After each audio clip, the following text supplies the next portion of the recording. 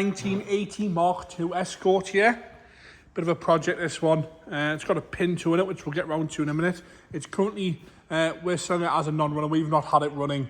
Neither has the owner, for whatever reasons. I'm not too sure. It was a 4-door converted into a 2-door, which I've seen before. But we'll get round to that in a second.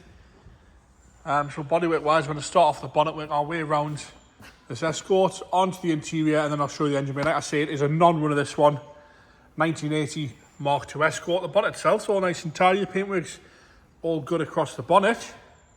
You'll see it's missing some bits and pieces. It's missing the washer jets, and it's got bonnet pins in it instead of releases. It's been done as a rally car, which I'll show you when we get round, but all nice and straight across the front edge there.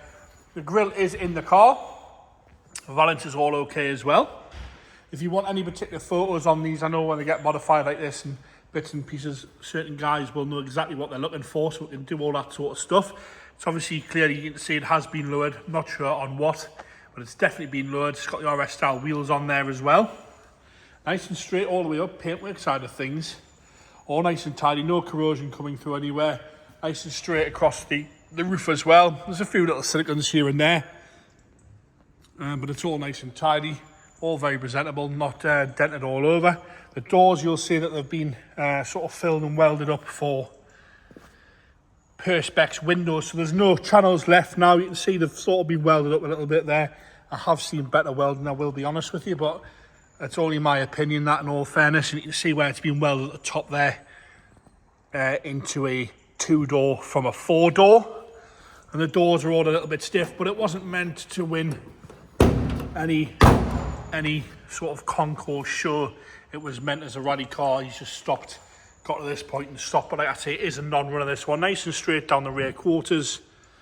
We've got various little bits of filler work here and there. I did notice in the right light, you'll see a big crack and a scratch in the paint here, and another one, a square plate sort of crack there in the paint on the rear quarter.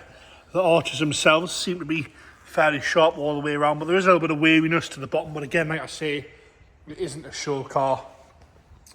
As I come around the back there, again, nice and tidy. Boot lock's been removed, and it's just onto the rubber straps there, like so, which we'll come back round to in a minute. Rear valance looks all right as well. There is evidence of filler and welding and things like that, but again, I know I'm repeating myself, it isn't a show car. Down the left-hand side, again, we've got various bits of cracks just starting to come through on the paint side of things. You can just see that starting to come through there. Down the rest of the quarter again, you've got your stops for the Perspex windows. You can see the welding in the corner there. That's what people are going to want to see, is that sort of quality of work there, so you can have a good look at the welds. Nice and tidy down the passenger doors, and again, all been filled in. All the channels have been filled in for Perspex windows. Still got the glass front and rear. Nice and tidy down the passenger arch as well. Interior wise, all stripped out as you'd expect. We've got a, the doors are very stiff. We've got a half roll cage in there, which you can't see. And we've had some more welding done. You can see inside the door checks there. I'm just sort of pointing out the things I know that people are going to look for. Again, my opinion, not the best welding in the world, but it doesn't seem to be too bad. We've got Monaco S Cobra bucket seats on both sides. Little Montucci steering wheel there. See all the floor pans and things like that. Original clocks, 5-speed gearbox on this one. Like I say, we've got a spoiler there, we've got a grille, there's a set of lights and stuff like that, and the blanking forward plate at the back there. Into the boots where we've got a fuel cell and a battery, some wiring, some mega fuses there. Nice tank there with the fuel pump. But like I say, it is non-runner. We don't know why it's not running. We know this being sold as a non-runner from the vendor, so we're not going to start prodding around for whatever reason. I don't know if the engine turns by hand either, so please bear that in mind. Don't ring us and say I've bought this Ford and I want to drive it back to London. All nice and tidy in there. Wants a good clean stuff, but again, it is a rally car, it's not a road car. Into the bonnet now. I'll have a look in there. Addy rad with some blue pipes there. You'll see 2-litre Pinto, that one.